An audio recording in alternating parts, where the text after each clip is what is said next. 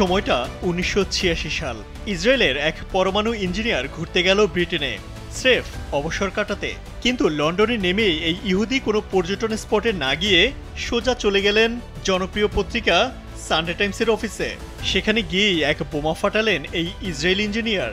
বিশ্বের সামনে প্রকাশ করে দিলেন নিজ দেশের গোপন পারমাণবিক বোমার খবর। এমন কিছু স্পর্শকাতর ছবি ও নথি ফাঁস করল, যা থেকে প্রমাণ হয় ইসরায়েল ভয়ঙ্কর পরমাণু বোমা বানিয়ে ফেলেছে। বলছি ইসরায়েলের পারমাণবিক কর্মসূচি ফাঁস করা মোর্দেচাই ভানুনুর কথা, যার হাত ধরেই বিশ্ববাসী প্রথম জানতে পারে ইসরায়েলের গোপনে পরমাণু শক্তিধর হয়ে ওঠার গল্প। যদিও এখনও ইসরায়েল আনুষ্ঠানিকভাবে স্বীকার করেনি তাদের পরমাণু বোমার খবর।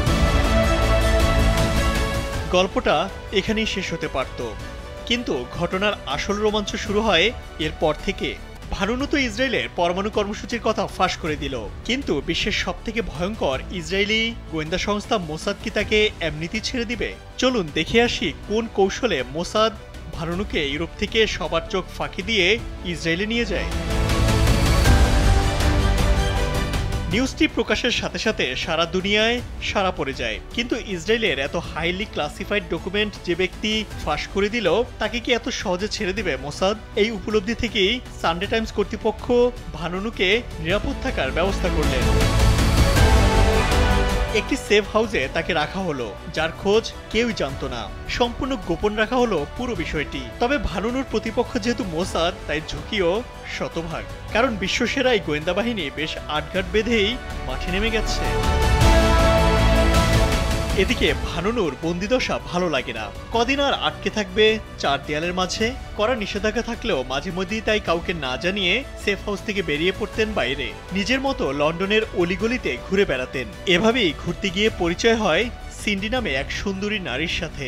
পরিচয় থেকে বন্ধুত্ব, সেখান থেকে প্রেম।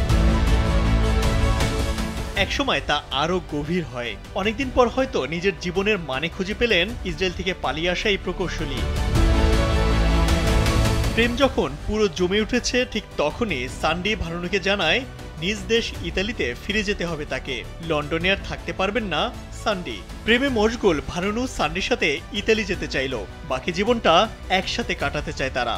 সানডে টাইমস কর্তৃপক্ষকেও বিষয়টা জানানো হলো। তারা আপত্তি করলেও বাধা দিল না। একজনের এমন প্রেমযাত্রায় বাধা দেয়া কতটা শোভনীয় তাই ভেবে সানডে টাইমস কর্তৃপক্ষ আর থাকার বিষয়ে খুব বেশি জোরাজুরি করল না। এর পরপরই তল্পিতল্পা নিয়ে সান্ডির সাথে ইতালির পথে উড়াল দিল ভানুনু। মনের মানুষের সাথে রোমে ভানুনু পৌঁছেছিল ঠিকই, কিন্তু এরপরই মোসাদ এজেন্টের হাতে আটক হয় সে। জোর করে তার শরীরে নেশাদ্রব্য প্রয়োগ করে ইতালি থেকে জাহাজে করে নিয়ে যাওয়া হয় ইসরায়েলে। সেখানে গিয়ে বিচারে মুখোমুখি হন এই হুইসেল ব্লোয়ার।